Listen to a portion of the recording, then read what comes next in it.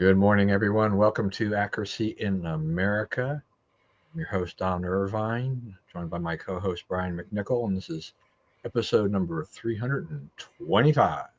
All right. Good morning, everybody, and hope you're staying cool wherever you are because it ain't easy right now. Yeah, so on the list is the heat dome. They said it was 28 states. That was a few days ago. I don't know if they extended that or reduced that. I don't know if that number is still accurate or not. I haven't checked. But it's hot. It is Yeah, really. it's really hot. When was the last time it was this hot? I mean, it hasn't been a while. It's been a Yeah, while, right? it's been 3 or 4 years at least. Yeah. Yeah, and so we're supposed to get over 100 degrees here today, which we don't. That doesn't happen here much. Yeah. Well, I mean, We have lots of 90s, right? I mean, I right. want people down south and so forth is like this is not a place for a cool summer. Right. This is in fact, that was one of the reasons they did, they were deciding where to put the capital. There was an argument against Washington because it was so nasty in the summer. And so Congress just said, well, we won't do anything in the summer. We'll just go home and tend our farms and all that. Of course, now that doesn't work that way. So they're here in the summer, but they still take, the August recess. There's still a legacy of that. Yeah. I mean, and when Trump talked about draining the swamp. I mean, DC is literally a swamp. It really is. Yeah. Right. So I Yeah, mean, it's close. It's below. Parts of it are below sea level. None of it is far above sea level. yeah. Right. It's where it goes into it's where the Potomac goes from being a river fed by mountain streams and snow runoff in the mountains to a tidal river. Right. So I mean, the river grows about 8 times in size in about a 10-mile stretch from Great Falls down to below the uh, Legion Bridge. Yeah. Okay. Yeah. So anyway, yeah. I mean, so since I've given whatever I know, or at least a lot of my thinking goes into you know technology, I rely on technology a lot, and Right. so that's how I tell most of the time. The weather is just built around my phone or my tablet or computer or whatever, and but when I was out yesterday and I was at a church thing, and I'm inside a very warm building where the air conditioning does not work very well. So it was like I was extremely uncomfortable, and I'm looking at my watch, and it's like it says 98, and I'm like, oh, this is why I'm so just horrible. Yeah. Um, it's just miserable. And you go outside, it's dangerous to be outside for a lot of people. You have to go watch out for heat stroke and all these other issues. But yeah, I mean, it's one of those things where we may have a good long streak of 90 plus days for them to record, I guess, on this. Yeah. Combined with our humidity, it makes for some very unpleasant days. Yeah. Uh, Yeah, because that's humid here. That's the other thing. Like Louisiana people, please understand that I didn't get away from that part of this.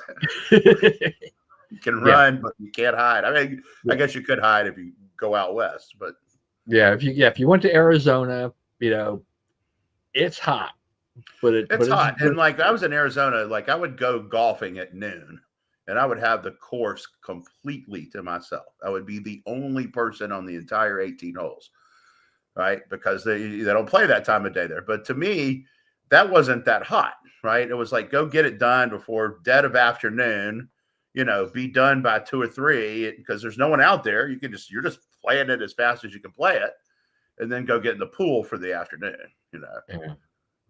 Man, you're a brave guy to be out on the links at noon in Arizona. It's brutal. I mean, it's Arizona. I mean, the heat's going on from what it's pretty warm even in May, going all the way through even September-ish, maybe. It just depends. October, yeah. Yeah, I mean it does. There's only a few months where it's relatively cool, Yeah. by my standards at And least. it's quite nice during those months. It's really good. Yeah, Yeah. yeah, those are the months to visit. I mean, really, Otherwise you're kind of you're stuck indoors, or you're out at 6 a.m. doing things or Yeah. trying to do things, because when it's 80 degrees at 6 a.m., that's a good thing, Yeah. I remember versus as we were talking about the last time I was down there, it was so bad. In fact, the guy said, "I've already closed up everything, so I'm not going to charge you." I'm like, "Can I even take? Can I? But I need to take a cart, right? Because my knee's bad. I usually have to go in a cart." And he goes, "Just take the cart and park it there." He goes, "Don't tell anybody." I'm like, "Okay." So hopefully, no one that golf course is watching. That's pretty funny. All right. Well, I mean, we'll be watching the weather here, and I don't even I don't know. I mean, I just picked up a package off our front porch, and I was like, a small little thing. It's like, it's hot. Yeah, My watch says it's 90 here where I am. yeah.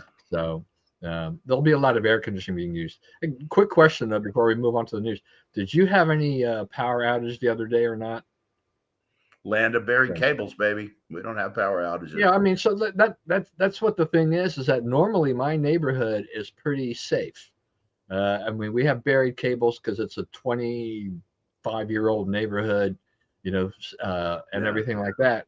But I wake up early in the morning, and I'm like, whoa, why? It's pitch black, and everything like that, and only battery operated stuff is going, and I look outside, all the street lights are off, and I'm like, oh, what's going? My wife she has this odd sleep schedule, and she goes, oh, it's been out since about 2 a.m. So that I was up about 3:30, and I'm thinking like, hey, I have no, it wasn't there was no storm. I mean, it's been hot. So I was wondering though, where I live, whether or not there was just a high demand for electricity or something for air conditioning, and maybe that tripped something. yeah, When I left for the gym, I'm like, okay, by that time it had gone back on, but I saw three work trucks in the space of half a mile, fiddling around. So yeah. obviously, I think it was pretty localized, but I wasn't sure. Everything else seemed to be fine, but once the lights are back on, you really don't know what was affected unless you see a lot of Yeah. We had one local. a couple of weeks, 2 or 3 weeks ago that was like that. It was like there was no apparent reason for it. It wasn't long either. It was 45 minutes maybe. Yeah, Yeah. yeah. I mean, power outages in my neighborhood are extremely rare, so it's like even now my wife's like, oh, I better make sure my phone is fully charged. She's the person who will let her phone go down to 10% pretty often, uh, and that's not going to Yeah. last you long in a power outage. Right. An Yeah. extended I'm, time. my family makes fun of me. I freak out if it gets below 80, Yeah, I don't mess around about the yeah. phone. All right. Well, there's plenty of news. Since we've been on the air before last week, uh, Trump went ahead and ordered strikes on Iran, Right. in what was, I think, a bold move, in a lot of ways, a brilliant move, because, and it was very stealthily done. I mean, moving moving planes in one direction, moving planes in another direction without transponders. Got just really had people fooled.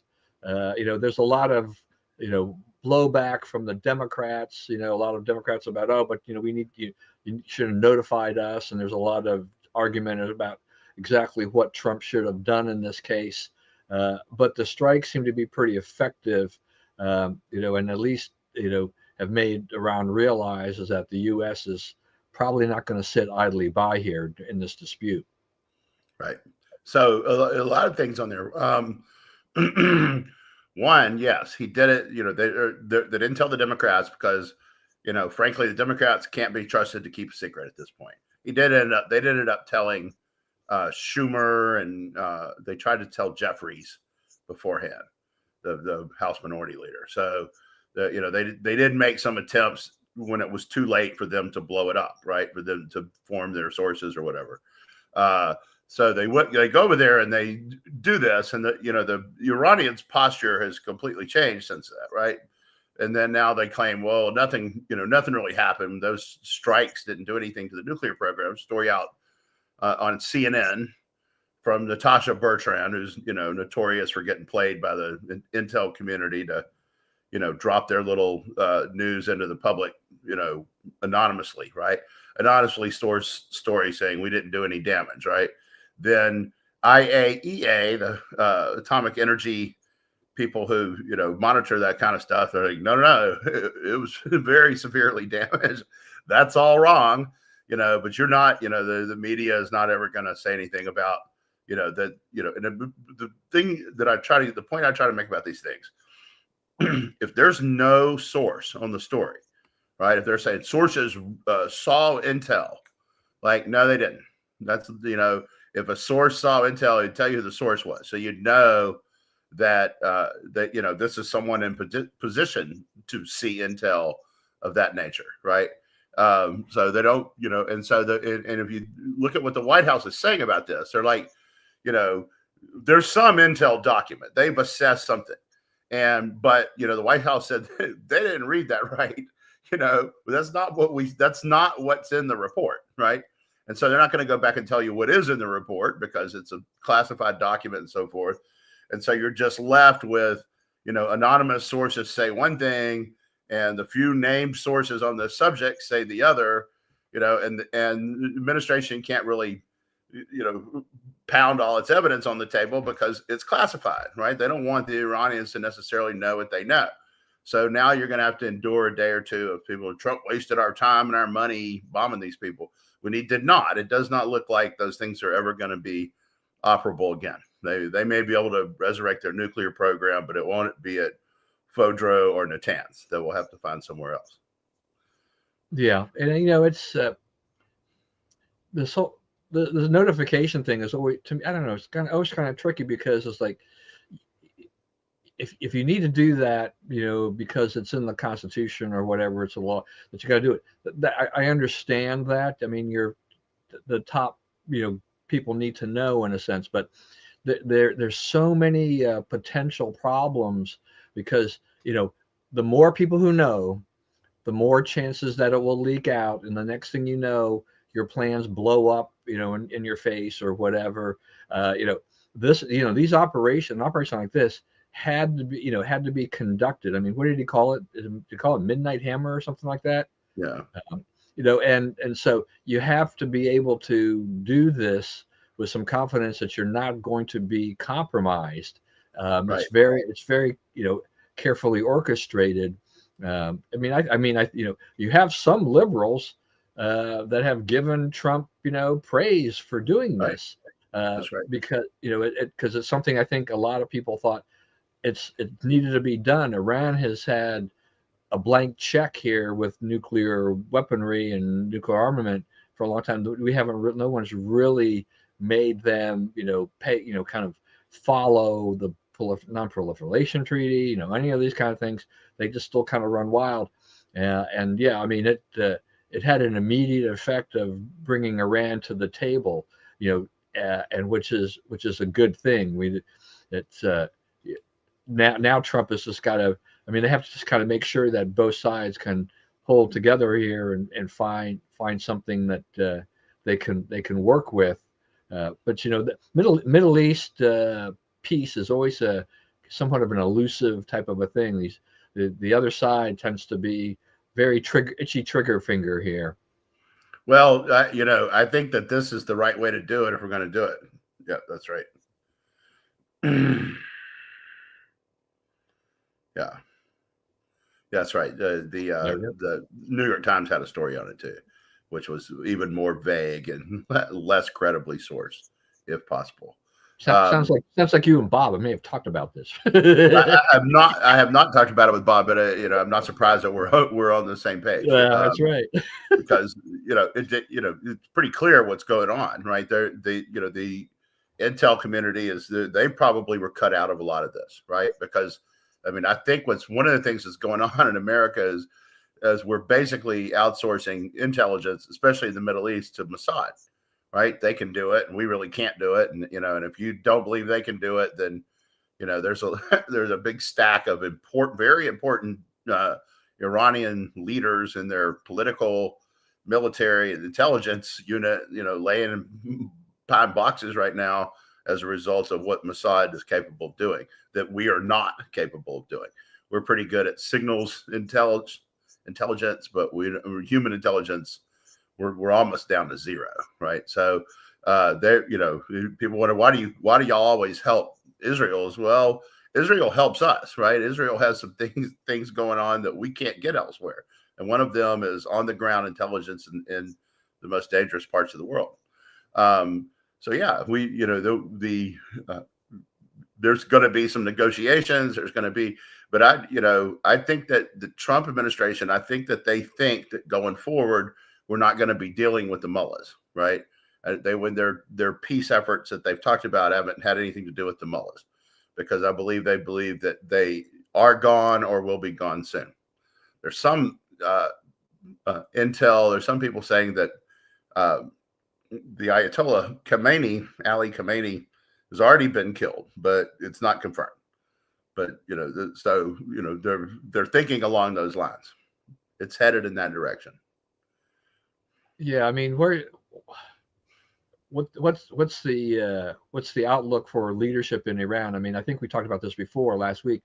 I mean, the Shah's son, has made some noise about, Shah's son is organizing NGOs and other people interested in stability to be a caretaker until they can get elections and get a political system reestablished.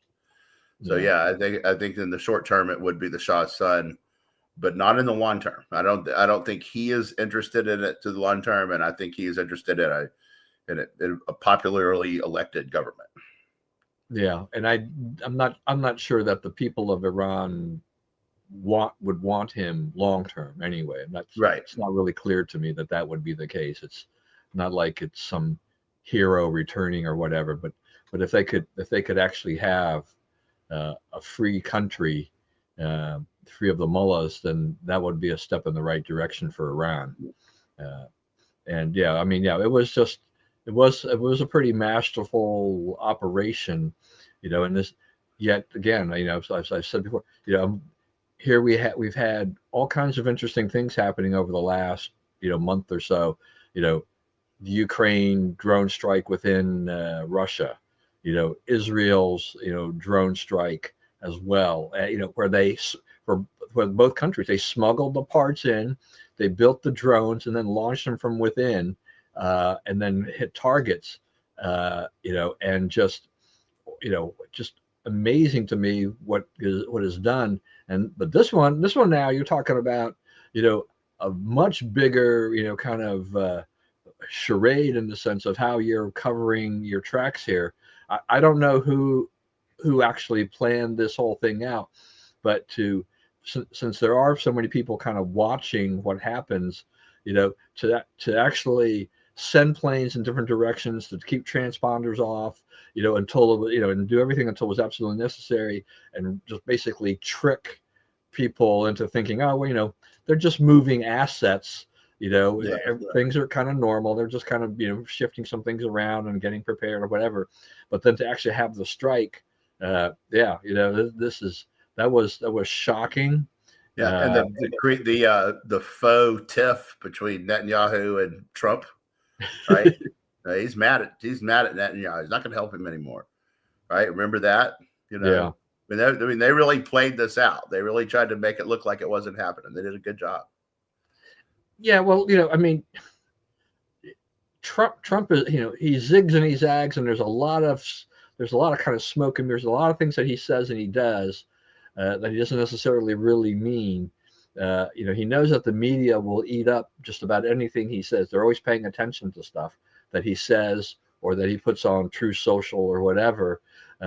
But then he can immediately contradict himself with some action. And there was nothing that that really suggested he was going to make this kind of a bold strike. He was still supposedly arguing with Bibi and things like that. And, and then he's like, "Oh, I'm going to take up to 2 weeks." Right, the 2-week thing, right? Yeah. So what did they all say? Well, Trump's going to be 2 weeks, and then the liberal media is like, he said 2 weeks on health care, and he said 2 weeks on this. 2 weeks means he ain't going to do nothing. So 2 days later, the 2 weeks were up. Yeah, yeah. So I mean, that was the other thing too. I mean, that 2 weeks thing was good because I think people were like, okay, yeah, so he's going to decide this is going to be just kind of, they'll be firing missiles back at each other or whatever for a couple of weeks, and then Trump is going to decide whether or not he's going to put the U.S. into this in any way, shape, or form, and then bam, and so yeah, I guess if you're the Iranians and you don't know Trump very well, you're kind of relaxing. You're just like, okay, well, we're just going to focus on Israel, and see what we can do there. And he does this, and so I mean, Iran's response is that they hit this base in Qatar, but they kind of sent they kind of telegraphed that we're going to do it. We're getting ready to bomb the base in Qatar, and you better whatever you better take care of that because we're coming to bomb the base in Qatar. Yeah. Right, and then it was like 4 missiles and 3 of them got intercepted and 1 of them missed. It's like, yeah, and there's not, it's like, okay, there's not that many people there either, right? I mean, right, yeah, right, and we moved everybody out. We evacuated the base, took all the equipment. I mean, and they all knew that. Everyone knew that. I mean, I read something last night. A guy says, he goes, it is very barely possible that this has been choreographed since before Trump took office. That these guys have been working on this and how exactly they would do it and what exactly they would make it look like all the way back before he even took office. So I don't, that's just someone speculating, but it was interesting take. And, it did explain a lot of the phenomena. So, and that was one of them. So it is kind of interesting that it all fell and, the timing was so perfect. Yeah. Well, also, I will say this, you see the, I don't know how much time you spent on X, but you see these things, you picture Kamala, and they're like, we could have had her, and all this stuff. It's like, no, we couldn't have. The right thing happened. Like, if you can't see that Trump needs to be president now, then you're not paying attention. Wasn't there some report that somebody that worked for Kamala said that, there's to the effect that she would not have done this. I mean, she wouldn't have pulled the trigger on this at all. I mean, this is not an action she would have had the mettle or the courage to do. Right. So, yeah, I mean, I think even though we still have these things going on, and we had this escalation with Israel now and Iran, that we're still in better shape on a foreign policy basis than we would have been under another Biden-Harris administration, or I guess in this case a Harris, definitely Harris Walz administration. This kind of thing. The other side, the opposition here, they have to realize that Trump is, he's serious about trying to put an end to these things. Yeah. We still have Steve Bannons and the Tucker Carlsons and some other people that are not happy with a lot of these types of things, but it's irrelevant. I think their voices are not that. You get on this side. I mean, how many people do they have behind them? I think Tucker. I mean, he's trying to build a media empire. I wouldn't be surprised if a lot of his people said, they unsubscribed or they quit because that's not what they wanted. I mean, it's they believe that what Trump did here was the right thing. So, I mean, you can voice an opinion that says, I disagree, but the way that some of these guys have done it, I mean, they've been really loud. They've just right. And they people think they have some kind of special insight. He said no new wars. He talked about bombing Iran the entire time he was on the campaign trail. That was like a regular feature of his speeches. So, the fact that happened shouldn't surprise anybody. And he never said he wasn't going to do it. Right. And if you followed Trump, if you followed his first term or what he said about politics outside of the time he was president, he's been consistent that this was a threat that had to be neutralized and that he would be for pushing the button to neutralize it as soon as they got a good angle on it. So I don't, the idea that, we voted for peacenik and we got this is nonsense, right? That's not, if you might have heard that, but he didn't say that. So, and I also think that people need to consider, like, we've been working on this, for 40 6 years, right? And these people have been a problem for 46 years. They have bombed us, financed people to go against us, killed tens of thousands of Americans in various military actions around the world. And we finally got a plan to do something about it, and somebody to actually do all the basic heavy lifting for us. And we should say no. Why would you say no to this? Yeah, they've been identified as state-sponsored. Leading state sponsor of terrorism in the world, the worst government on earth. And these guys are like, oh, you don't drop a bomb on them. You got to be kidding. It's just it's ridiculous. It's pointed out the ridiculous, wing of the party. There's a certain part of each party that you have to carve off so that it can function. And that's, all the ridiculous people are on the side of this. Yeah, I don't understand it sometimes with these people that are like that. But it is a free country. You can say these things and have your opinions, and thanks to the internet, it amplifies your voice if you can find the right group of people to listen to you and spread the word and go viral, et cetera, et cetera. So there's a lot of things that go on. I was smart enough to know when to start criticizing Trump. It's like, no, you weren't. Yeah. Why do you think that inexorably you would have to criticize Trump? Why do you think I'm looking for the opportunity to criticize Trump? Why are you doing that? I mean, if something comes up, something comes up. But if that's what you're looking for, you can make this case around it or whatever. But it's nonsense. Nonsense. So we'll have to kind of. It's another one of those situations where we'll continue to monitor and watch what happens there. This is definitely probably the real big news because of there's always been consistent tensions in the Middle East in different pockets for decades, but now our actions and I don't even consider this action by us necessarily like an act of war or whatever that I don't either. But this is a military strike, and there's nothing to indicate necessarily right now that we're going to do anything else. We might. I don't know what they're doing at the what they're doing at the Pentagon. They probably have a lot of other plans, because they should have a lot of other plans. But we have. I mean, you look at Ukraine and Russia.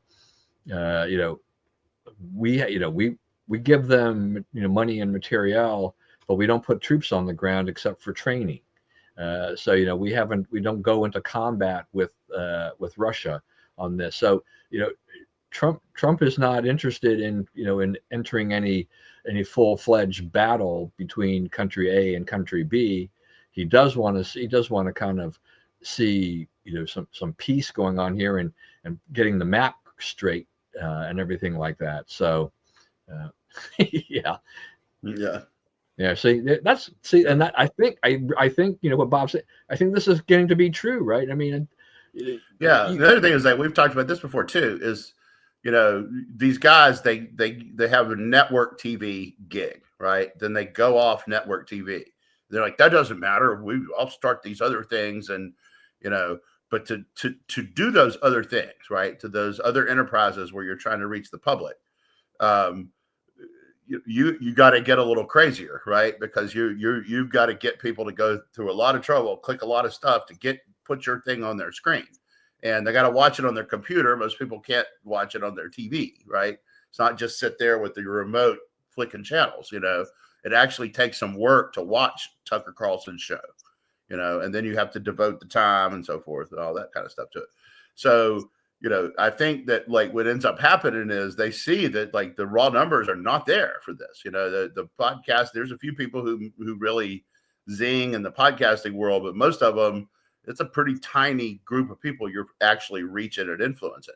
So, I guess collectively it's a bigger number, right? But he's not reaching anybody. He had a perch above the entire conservative information infrastructure at one point, and he's kind of a non-player now. So to get back the attention, he seems to get ever wackier. Like the other, bizarre one was calling on getting Ted Cruz on the show and then trying to argue with him, right? Which is not safe on a number of levels. But why are we doing that? Why is if you're trying to get a conservative audience, why are you arguing with Ted Cruz? Right? You bring him on, have his views, have a discussion. But like that was a rock throwing contest, right? That was you can't. That's not no one's going to go to all that trouble to watch you for that. Yeah, I mean that was kind of a head scratcher in the sense of the way that went, because Ted Cruz is still pretty popular among conservatives and Republicans. Yeah, and he's somebody that's kind of managed to be anti-Trump right at first, and then get back into the family, right? Read the room, make the right call. Yeah, and so this is where Tucker and his ilk are basically, it kind of goes to what you're saying. I mean, in essence, to create news, to get the viewers, to get the paid subscribers, to go viral, you've got to do something. And so you take on someone who is fairly well respected within the movement, and then you try to get him with this dumb gotcha question, and it's like, yeah, okay, wait a minute. It's like, so if Ted Cruz had something in his hip pocket, for Ted had, there was no reason for Ted Cruz to think that that Tucker was going to ask this kind of obscure question. I mean, it's like, really, how many people know what the population of Iran is? I mean, can we go a man on the street interview and find out? No, people are not paying attention to that figure. Right. And it's not a football game where we line up and we block and you're 92 million on our 11 million, you just push us back. That's not how this works at all. Yeah. Yeah. So it's just, I don't know. I mean, that whole thing was kind of just silly. I think Tucker loses a lot of respect and a lot of viewers as a result of that. But Tucker is Tucker, and he has the freedom to do what he wants to do, and that's fine. Even with a general decline of cable news, their ratings. Fox seems to be doing okay, but MSNBC and CNN are struggling. That eyeballs are moving in other directions. Whether or not it's to TikTok, some on YouTube, where you can find Tucker. But as you said, one of the problems with these guys is that whether or not it's Megyn Kelly, Tucker Carlson, or who, is that if you want to go out and find them, you actually have to do some work, or you got to subscribe to their channel, and so you get their feed in there. I don't know. I'm old. I'm lazy. I mean, I cut my cord a few years ago, but my pattern is just like, I've got a clicker, or I've got a TiVo or whatever, and I just basically look on a channel guide, and I select the programs I'm either going to watch now or watch later. But it's pretty well laid out. I go to Fox News and say, these are the programs I want. You go to YouTube, you got to look all over the place to find things, And then I guess maybe Tucker's got his own network or whatever, but it's just there's too much out there to find all these people. I mean, right. You don't have, without that TV audience, you don't have, your audience is too dispersed, Yeah. So it's not that people aren't watching, but you don't have the numbers, you don't have the power you did before. Basically the only thing I've watched of Tucker since he left Fox was when he did his test of the Cybertruck, because I was interested in what he, the Cybertruck and things like that. But that's it.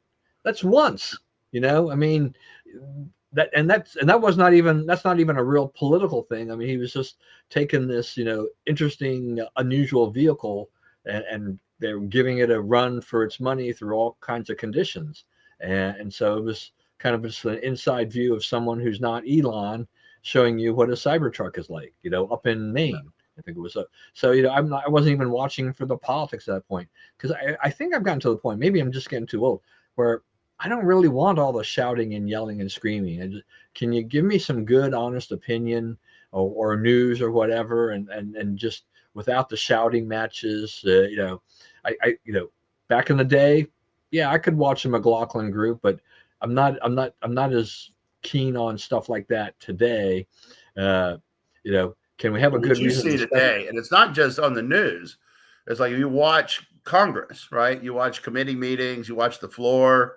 I mean, it's just personal and nasty, right? Yeah, And it gets you get way off the topic, right? And so we have these big problems that if the wiser heads got together, we could solve them, or perhaps solve them anyway, right? That we did never get addressed because we're insulting each other. It's just an right, insult, scream fest culture. right. Yeah, You I know, mean, and I'm not trying to I wimp contribute out. to it. I'm guilty. Yeah, I'm part of the sure. problem. No. I mean, I think we all have that. We all play a little bit of part in that. But I think at the same time, I mean, I'm just kind of like, I just kind of grown tired about that. It's like I'm not. Yeah. I'm not really interested in getting into a a Twitter debate with a Keith Olbermann type or something like that. Yeah. It's just Joe from Jersey or right. Alex, Yeah, whatever his name yeah. is. You just go down this rabbit hole, and what's the purpose? You Yeah. know, we're just adding to this whole negativeness on these kinds of things. We need to kind of rise above a lot of these things. And I'm not trying to wimp out or anything like that.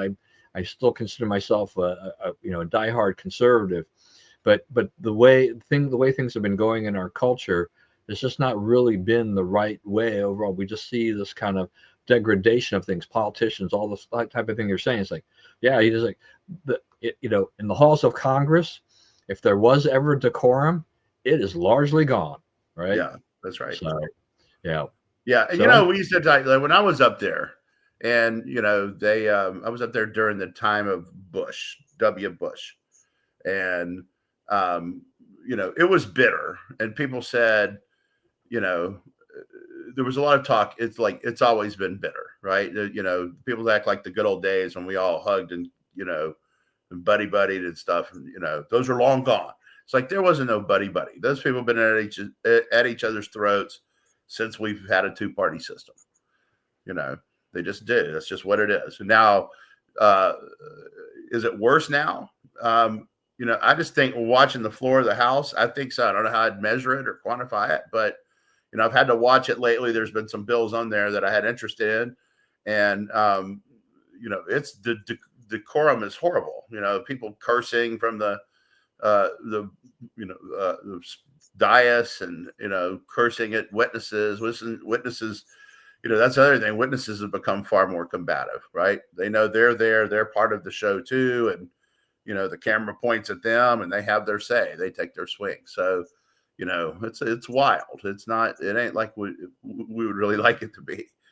well, yeah. Okay. So before we move on, so that's the other thing too is that you mentioned they are playing to the camera, right? I mean, they understand we're in this 24/7 news cycle, so that now it's like, okay, there's a lot of people who could potentially be watching this, so they're going to be controversial. They're going to be maybe nasty and start a fight or whatever to create a viral moment because they think their supporters will like this. It's like, Yeah. what are you thinking? I mean, it's like in terms of this, it's like this is not doing any good.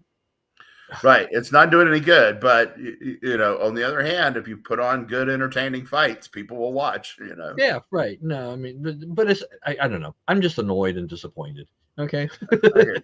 I'm just going to be a crotchety But I little mean, guy. I'm just saying the public's part of this too, because, Right. they vote with their feet, and this is what they're voting for. Right. Right. No, I mean, there's these people that we're watching in the halls of Congress are the people that the public Americans voted in, and that's the way our process works.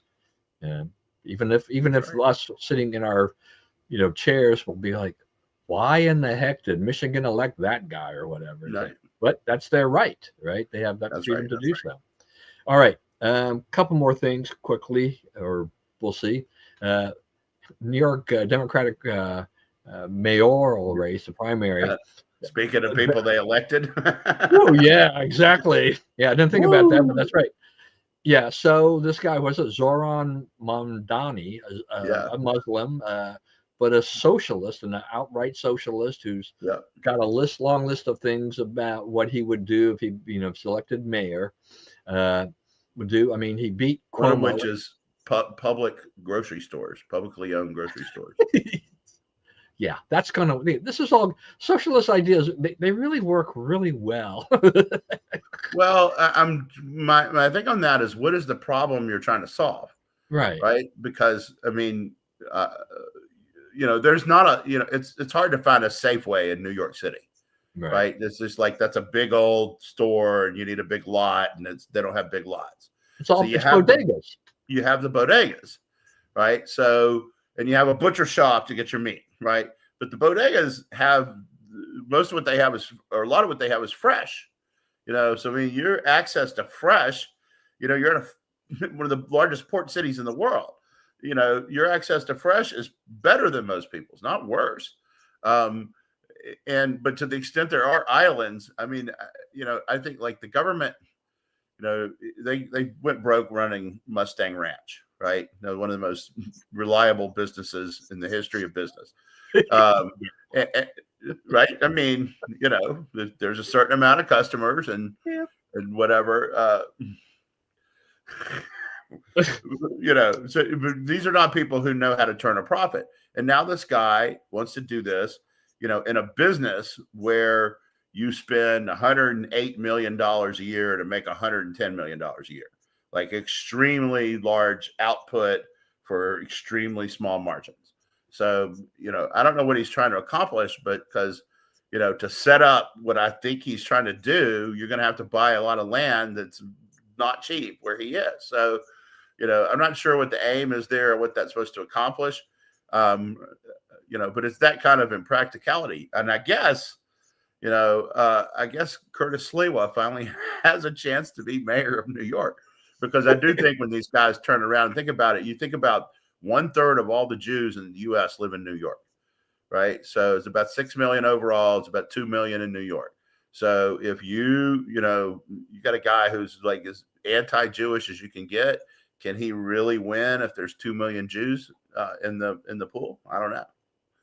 Well, I'm going to be curious to see once we get some, and I guess one thing I understand too is that because it's ranked choice voting, which I really hate, that I guess the official results won't be known for a little while yet. They're still counting or ranking and everything like this. But I mean, Cuomo has conceded. Close. It's not close. Yeah. Cuomo's conceded, and what an embarrassment to Cuomo trying to make his political comeback. I mean, that for that. But having the socialist in there, his main competition really is not, Sliwa, because part of the problem, Sliwa's going to have to attract a lot of Democrats in order to win because of based on registration.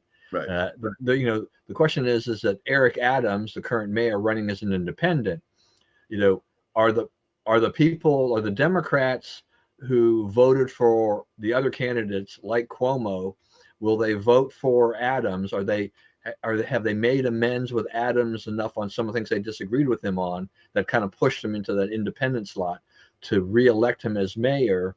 Or does Sliwa slide through? Does Mondani somehow get through? I mean, there's some interesting things here that go on in New York. This is a very powerful political job. I mean, it can't take it lightly. I mean, it would be unbelievable if Curtis Sliwa somehow managed to make it in there. But I don't know. I see it as a potential dogfight between right now between Adams and Mondani. But I don't know. I mean, I don't know what way the voters are really going. I mean, if the platform that Mondani is running on, I don't know if the broad base of New York voters can swallow that. Yeah, it'll be interesting to see.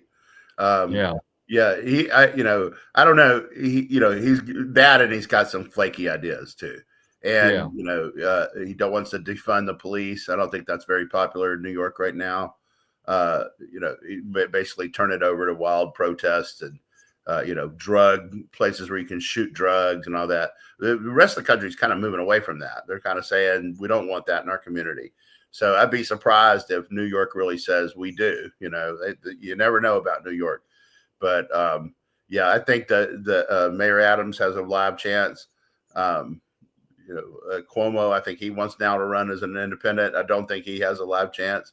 Sliwa, I guess he'll get the Republican or whatever it is they call it. Yeah, he's unopposed, so he's got the nomination as his. Yeah. That's a done deal for him. So, and I don't know how good a candidate he is. He doesn't seem to be able to fire up the bases as you would think. So it'll be interesting to see, and I would say it's going to come down to Mondami and Adams. Yeah, I mean, look, Sliwa, the thing is that he's run before. I mean, he's been around a long time in New York politics. The whole Yeah, guardian angels thing and all this stuff. But yeah, I think, my supposition here is just that consider a guy who's kind of just old news. You and the Republicans, if you're going to win this race, you're going to have to bring somebody who can not only cross party lines, but bring some fresh ideas and show you what you can do for New York City and everything like this. I mean, we don't want the Democrat turned Republican just to get elected as a mayor and then go back to the Democrat Party as soon as you leave office or whatever, and stuff like that. We don't need any of those kind of people. But it's not impossible, for a Republican to win there, but it takes the right kind of Republican. and right, and conservatives have got to understand that, it's kind of like being in the state of Maryland. You have to kind of hew to the middle and then be able to do things in order to win a large, to win statewide, or in this case citywide. But it does give you the power to do certain things, you know to the base of the ideas that you want to. So it's not an easy type of thing. Oh, missed a comment here. what is this? About the Travis.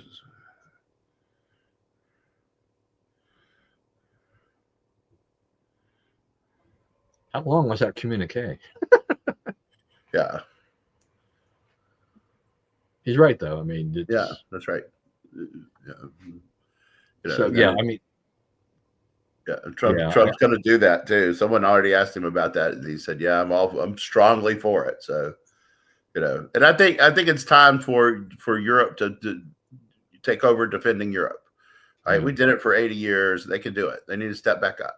And I Oh think yeah. that they now, I think part of the follow on effect of what is happening in both Russia and Ukraine and Israel, Iran, is that those countries should see that they have some vulnerability. They have large Iranian, Arab, and Muslim extremist populations in their countries. They need to start thinking about managing that. They're not we are not the same. You have a problem on your flank. Yeah, and if you and I don't know. I mean, if you want to complain about U.S. interventionism in your country or whatever, then build up your military and spend more money and with the NATO, and get your help from the NATO alliance. It's like, don't go whine. Don't expect the U.S. to do the bulk of the work there and put it on the bulk of the money, and then complain that they're interfering with your military operation or whatever. That doesn't, you can't have it both ways. So Right. yeah, it's ridiculous. Look, the 5% figure, I'll believe it when I see it actually happening. All right. It's there's lots of promises, but lots of broken promises at the same time, Right. with all of these things. Also, uh, Trump has told Congress, I guess, he said, you can't take your vacation. I guess your July. I guess we're supposed to go home for July 4th holiday, or what's the Yeah. schedule? Do they go for a couple of weeks or something in Yeah, July? they go for about it's not a long break for the 4th of Yeah, July, because then they come back and they go till they can leave in August. So yeah. The August recess is the big one, right? yeah. Yeah, one of the so the deadline has been July 4th for the big beautiful bill, and they're slogging along here. But I mean, today's what, the 25th, so that's not a whole lot. That's not a whole lot of days here to Nope. go for doing that. I you- can why can Trump actually tell them that? I mean, does he have any influence in terms of, like, you can't go home until you pass this bill? I mean, can't they just go ahead and say, we're going for a week and we'll come back and we'll take it back up, right? I mean, Yeah, his bully pulpit. yeah, that's right. That's all he has. That's all he Yeah, usually has. He's pretty yeah, good with it though. yeah. I think they're trying. I mean, I think they're trying to Yeah. please him and trying to get there. but they still have some differences that they haven't worked out, and that clock is ticking. Yeah. So, But yeah, in terms of the time it takes to do those things, there's still time. right. All right. Now to the roundup. We'll spend few more minutes before we wrap up the show, and that's all we've got is a few more minutes. So I saw a news report that Bernie Sanders in the Fighting the Oligarchy Tour is going it alone. That he's the only person on the agenda on the program for future tours. There's AOC is not on the agenda. So where is AOC? Nope. Does anybody know? Well, I mean, I think she's, I think that they realize that she can't raise enough money to be president, and that Bernie probably can't either. But Bernie's willing to keep doing it. So that's what I think is going on. He was in Shreveport the other day. He sold out municipal auditorium where Elvis Presley, Johnny Cash, all those guys used to play. And he is admitting that they have some problems on his side, on the left side, right? He's not a Democrat, but he is acknowledging that some of their stuff does not add up. Right. And I don't think that, you can defund the police. I don't think that, they're starting to realize like we're running up against some walls here and we got to fix it. Right. So I don't know that he's the guy. Yeah, that's true. That's right. That is true. Yeah. All right. So my general thing about this tour is just that people don't even know what he's talking about. I mean, I don't even know what an oligarchy is, but it sounds like it sounds good, and you can label Trump a king, an oligarch, or whatever, and people are like, okay, yeah, we can't have that, and so they just flock, right? I mean, liberal leftists that have no brains, they flock, and they're like, okay, that's fine. But I would love to have people ask these questions. Is like, so exactly, who's the oligarchy? What are they talking about? What do you why are you here? Yeah. Who's the oligarch? That's right. Right. Okay. All right. There we go. Okay. Fair enough. Is that boots on the ground? That's boots on the ground. Our intrepid eye down there, Charlton. Yeah. Thank you for that update. That's good. But does that surprise us that we're getting one? No, that they would, because like he's right. I was fooled by the pictures. Right. I saw these pictures. It didn't look like there was an empty seat in the place. So, it's the way they shoot it. That's a very old hall. It's really historic, beautiful place. So, I mean, it's possible to get the right angle and make things look substantially different than they really were. But and just as the way they play things for the conservatives, right? They do what they can to make things look emptier than they are, right? Yeah. So they always argue about those kinds of things. So yeah, it's definitely kind of a setup. The media knows what they want.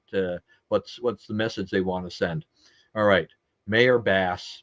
I saw this little clip and I died, and she's talking about the riots in LA, and she's like, it was only 1 square mile, and it was only for a couple of days, and it's peaceful now because of me, right?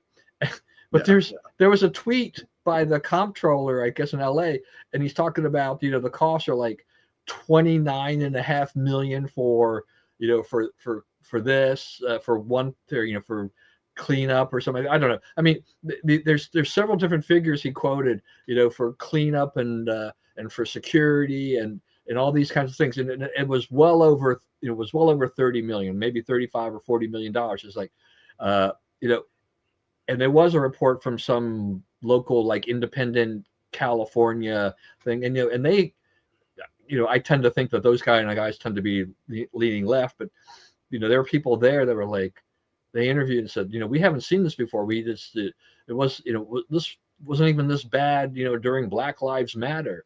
Going on for several days. So Karen Bass is just lying out of her mouth. I mean, yeah. Just a really weak. It reminded me of JD Vance going on with Martha Raddatz, and Martha Raddatz saying, they're talking about the Trin Diagua taking over the apartment buildings in Colorado. She goes, well, we talked to city officials there, and it's only a few apartment buildings. It's only a few blocks. It's like, and his thing was, listen to yourself, Martha. You're saying it's okay that a foreign gang, right, a violent foreign gang, controls a few apartment buildings in Aurora, Colorado. That's okay. We're just going to step back and we're going to say, okay, you guys got these few apartment buildings. We'll just go elsewhere in the heart of our country, right? That's like you're missing the point. But, yeah. All right. Also, okay. reports still say that Kamala Harris is mulling the bid for governor of California. Will announce a decision in July. I mean, do you really think that's a possibility? I cannot imagine anyone wanting to give her money. Right. Yeah. I mean, that didn't work, right? You gave $3 million to Beyonce to come and give a 1-minute speech, not even sing. I mean, they don't know what they're doing. And I think that I don't think the Democrats can unsee that at this point. All right. And then we'll wrap Also, it up. I'm going to say this about that. So the federal government has forced California to clean its voting rolls. And the Los Angeles is dragging its feet because they don't want to do it because it's a huge difference there. But they think that by the time this is done, by all the voting rolls, it's going to be a 2 million voter advantage for Republicans. So California may not be as out of play as you think. That would be interesting. They may have to take care to provide, to put up a competent candidate this time, or they may not win. That'd be interesting. All right. And certainly can't help them there. All right. And then we'll just finish with your thoughts of on the sports beat here. Sports beat. Yay, LSU winning the College World Series. So, LSUS, as we talked about, went 59-0 and won the NAIA. LSU won the College World Series, beat Coastal Carolina.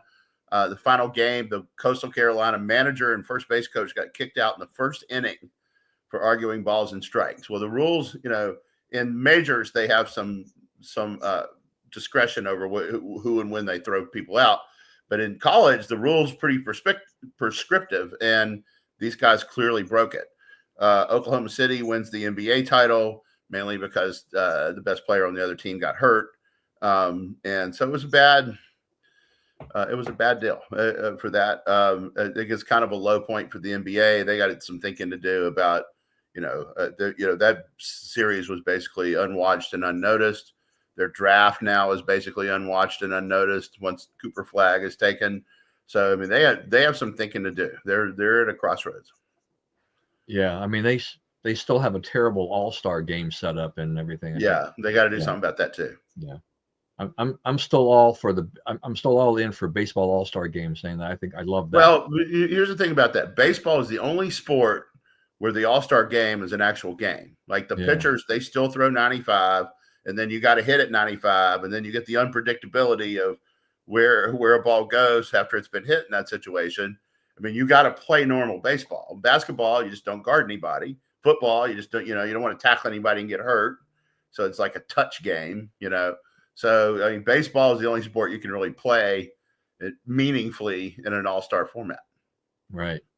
All right, everyone. Thank you for joining us today. Hope you stay safe and stay well. Remember that we live in the greatest country in the world. Don't let anyone tell you otherwise. And so we'll see you again next week. And God bless America. And a final shout out to my daughter, which I keep forgetting during the show that today is her birthday. So hey, happy birthday! Yeah, I've got a 39-year-old daughter. Holy cow! With 7 children. With 7 children. But at least she's doing it upright. Yeah, that's right. Well, somebody's got to pick up the slack for the people who won't have any children at all. For heaven's sakes, right. Future of America is bleak if people don't have more babies. Right. I hear you. Right. All righty. Future Grandpa Brian, we'll see you around, and that's it, folks.